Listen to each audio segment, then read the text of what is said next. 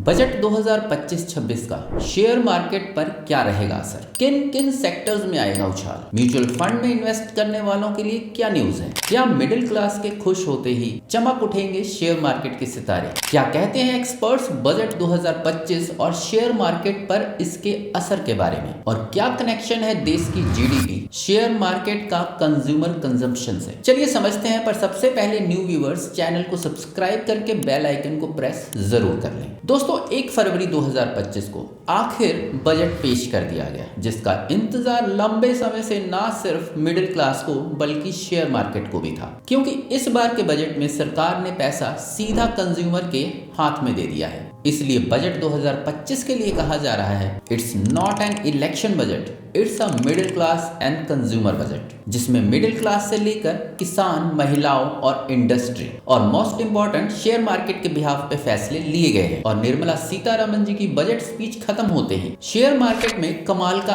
असर देखने को भी मिला।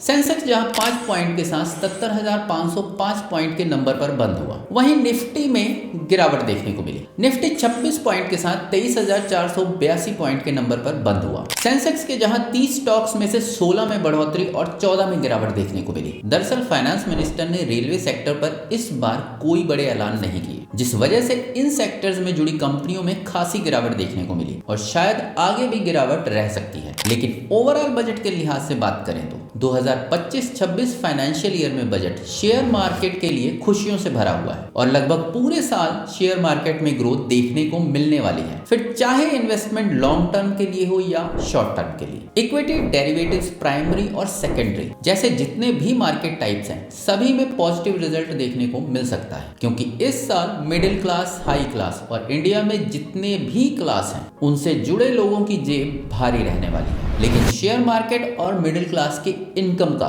भला बजट से कनेक्शन क्या है, चलिए सबसे पहले यही समझते हैं। अगर आप भी एक इन्वेस्टर हैं, शेयर मार्केट से जुड़े हुए हैं, तो ये तो जानते ही होंगे कि बहुत समय से मार्केट डाउन चल रहा है। अब होता क्या है कि चाइना जैसी कंट्री जहां की टोटल जीडीपी इकोनॉमी मैन्युफैक्चरिंग पर डिपेंड होती है, यानी चाइना की अर्थव्यवस्था मैन्युफैक्चरिंग की वजह से ही चल रही है। अब इंडिया में क्या है कि मैन्युफैक्चरिंग या एग्रीकल्चर ऐसी कोई इंडस्ट्री नहीं है जो जीडीपी का एकमात्र जरिया, बल्कि इंडिया की इकोनॉमी चलती है कंज्यूमर के कंजम्पशन पर। नहीं समझे?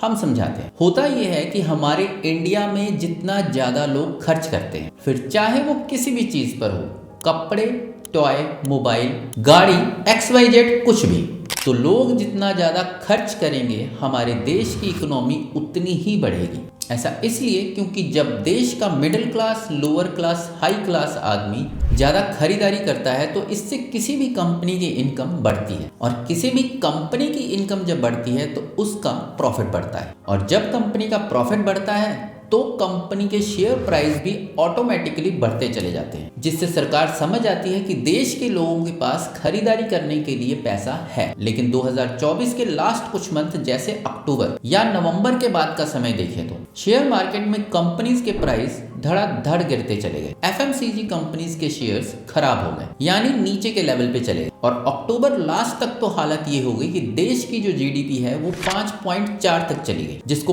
पिछले 2 साल में जीडीपी का सबसे लोएस्ट लेवल माना जाता है। सरकार भी समझ गई कि लोगों की कंजम्पशन कैपेसिटी कम हो गई है, और शायद इसीलिए इस बार का बजट सरकारी खजाने को भरने के उद्देश्य से नहीं बल्कि आम लोगों की जेब भरने के उद्देश्य से पेश किया गया, जिसका सबसे बड़ा उदाहरण है मिडिल क्लास के लिए इनकम टैक्स में छूट, यानी 12 लाख और 12.75 लाख तक की इनकम पर नो टैक्स। अब जब मिडिल क्लास की जेब भरेगी, उनकी सेविंग्स बढ़ेंगी, तो जाहिर है कि शेयर मार्केट में भी तेजी देखने को मिले, स्पेशली तब जब सरकार बजट में कैपेक्स यानी कैपिटल एक्सपेंडिचर, मैन्युफैक्चरिंग सेक्टर की ग्रोथ को बढ़ाने और आर्थिक स्थिरता बनाने पर फोकस कर रही हो। सरकार के इस बजट का असर अलग अलग सेक्टर्स पर देखने को मिलने वाला है, जैसे इंश्योरेंस सेक्टर, जिसको लेकर सरकार ने ऐलान किया है कि इंश्योरेंस सेक्टर में FDI की लिमिट को 75% से बढ़ाकर 100% कर दिया जाएगा। और इस ऐलान के साथ ही LICI, ICICI Lombard, new India insurance Niva Bupa, SBI life जैसे तमाम इंश्योरेंस कंपनीज के शेयर्स ग्रो करने लगे और फाइनेंस एक्सपर्ट की माने तो इन कंपनीज के शेयर साल भर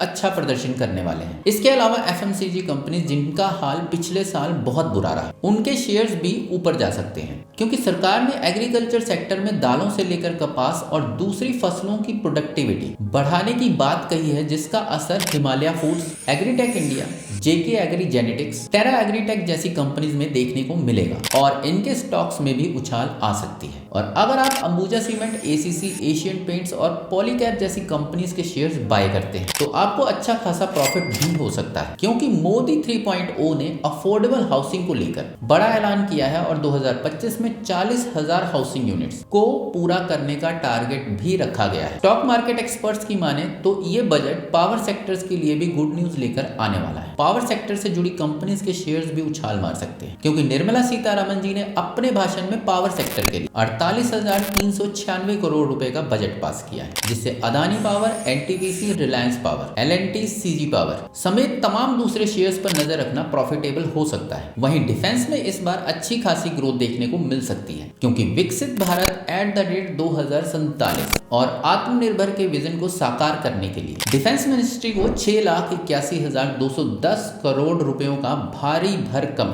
सैंक्शन पास किया गया है, जिस वजह से स्टॉक मार्केट से जुड़े एक्सपर्ट्स के अनुसार Bharat dynamics, Bharat electronics, Paras defence, Kochi shipyards, Mazagon dock और आइडिया फोर्स जैसे दूसरे स्टॉक्स ऊपर भाग सकते हैं। अगर म्यूचुअल फंड की बात करें तो इसमें इन्वेस्ट करने वालों की बल्ले बल्ले हो रही है क्योंकि सरकार ने TDS और TCS से जुड़े नियमों में बड़ा बदलाव किया है। फाइनेंस मिनिस्टर निर्मला सीतारमण ने अपने बजट भाषण में यह ऐलान किया था कि इंडिविजुअल शेयर होल्डर्स को मिलने वाले डिविडेंड पर TDS कटौती की लिमिट्स में चेंज की जाएगी। म्यूचुअल फंड स्कीम में मिलने वाले डिविडेंड पर TDS की लिमिट को 5,000 से बढ़ाकर 10,000 रुपए तक कर दिया गया है। मतलब अगर आपको किसी म्यूचुअल फंड से 10,000 रुपए से ज्यादा का डिविडेंड मिलता है तो असेट मैनेजमेंट कंपनी आपके TDS से 10% काट लेगी और अगर 10,000 रुपए से कम हुए तो कुछ नहीं कटेंगे। इसके अलावा सिक्योरिटीज पर अगर 10,000 रुपए से ज्यादा ब्याज मिलता है तो उस पर 10% TDS की बात कही गई है, जबकि पहले ये 5,000 रुपए हुआ करती थी। मतलब अब म्यूचुअल फंड में इन्वेस्ट करना किफायती होने वाला है। इसके अलावा शेयर मार्केट के अलग अलग टाइप्स में इन्वेस्ट करना भी इस साल प्रॉफिटेबल होने वाला है क्योंकि शेयर मार्केट के एक्सपर्ट्स के अनुसार इस साल बाजार दुगनी रफ्तार से ऊपर जाएगा। अब क्योंकि हर इंसान अपनी बचत को खर्च करने के बारे में नहीं सोचता,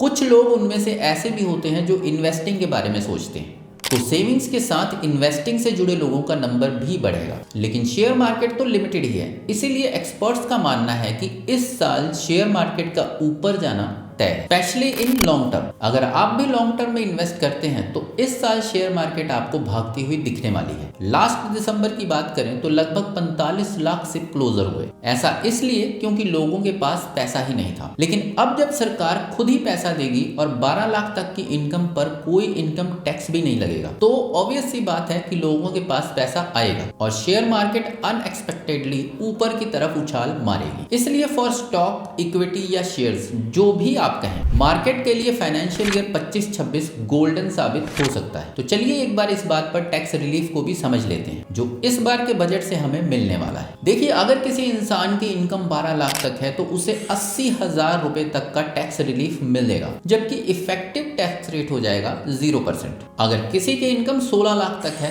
तो टैक्स रिलीफ मिलेगा 50,000 रुपए तक का और उसका इफेक्टिव टैक्स रेट हो जाएगा 7.5%। अब बारी है 18 लाख तक की इनकम वालों की, जिनका टैक्स बेनिफिट मिलने वाला है अराउंड 70,000 रुपए के आसपास और इनका इफेक्टिव टैक्स रेट हो जाएगा 8.8%। इसके बाद अगर बात करें 20 लाख तक की इनकम पर टैक्स का तो उनको बेनिफिट होगा 90,000 रुपए तक का और उनका इफेक्टिव टैक्स रेट हो जाएगा 10%। वहीं 50 लाख तक की इनकम जनरेट करने वालों को होगा सबसे ज्यादा फायदा, क्योंकि उन्हें टैक्स बेनिफिट मिलेगा अराउंड 1 लाख रुपए तक का और इफेक्टिव टैक्स रेट हो जाएगा 31.6% तक का। यानी सरकार बेनिफिट ही बेनिफिट देने वाली है। ऐसे में लोगों का कंजम्पशन बढ़ेगा, कंजम्पशन बढ़ेगा तो इकोनॉमी और शेयर मार्केट ऑटोमेटिकली ऊपर जाएंगे। इसलिए इस साल खर्चों के साथ साथ इन्वेस्टमेंट पर भी थोड़ा ध्यान दें और कोशिश करके आप भी किसी कंपनी के शेयर्स खरीद के अच्छा खासा प्रॉफिट कमा सकते हैं। लेकिन दोस्तों, लॉन्ग टर्म हो या शॉर्ट टर्म, इन्वेस्टमेंट से पहले मार्केट के बारे में नॉलेज जरूर हासिल करें। ताकि बाद में पछताना ना पड़े। तो दोस्तों आज के लिए बस इतना ही। उम्मीद है वीडियो आपको जरूर पसंद आई होगी।